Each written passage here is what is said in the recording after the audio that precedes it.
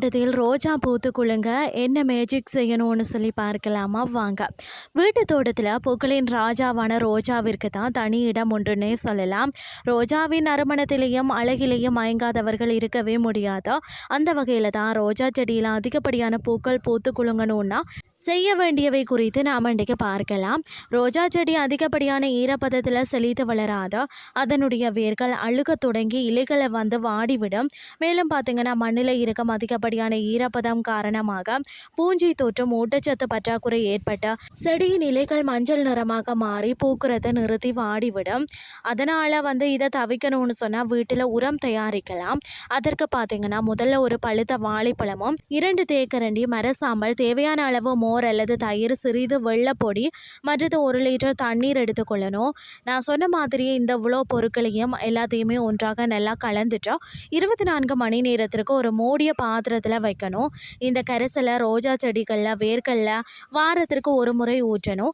இதனால் பார்த்திங்கன்னா செடிக்கு வந்து பொட்டாசியம், கால்சியம், நைட்ரஜன் போன்ற ஊட்டச்சத்துக்கள் கிடைக்கிறதால ரோஜா செடி பூத்து குலுங்கும். மழைக்காலங்களில் பார்த்திங்கன்னா மண் அதிகப்படியாக ஈரமாக இருந்தால் உரமிடக்கூடாது. வெப்பநிலை குறைந்து காணப்படும் காலை அல்லது மாலை வேளைகளில் தான் ரோஜா செடிக்கு உரம் இடுவதற்கு சிறந்த நேரமாக இருக்கிறது. மேலும் வந்து ரோஜா செடிகளில் இலைகளில் உரத்தை விழாமல் வந்து பார்த்து கொள்வதோடும் வேர்களுக்கு அருகில் நேரடியாக உரத்தை போடுவது அதிக பலன் கொடுக்கும்னே சொல்லலாம். ரோஜா செடி இருக்கும் அந்த தொட்டிகளில் வந்து வடிகால் அமைப்பு சரியாக இருந்தால்தான் தண்ணீர் தேங்கி வேர் அழுகாமல் செடி செழித்து வளர ஏதுவாக வந்து இருக்கும். ரோஜா செடியின் புதிய வளர்ச்சிக்கு சரியான நேரத்தில் வந்து கத்தரிப்பது மிகவும் வந்து முக்கியம். ரோஜா செடியில் வந்து பார்த்தீங்கன்னா பூஞ்சி அல்லது பூச்சி தொற்றுகள் இருந்தால் மஞ்சள் கரைசல் மற்றது வேப்பெண்ணெய் தெளிப்பதன் மூலம் கூட கட்டுப்படுத்தலாம். சூரிய ஒளி ரோஜா செடிகளுக்கு மிகவும் அவசியம் என்றதால் தினமும் 4 முதல் 5 மணி நேரம் வெயிலில் இருக்கிறத உறுதி செய்யணும்.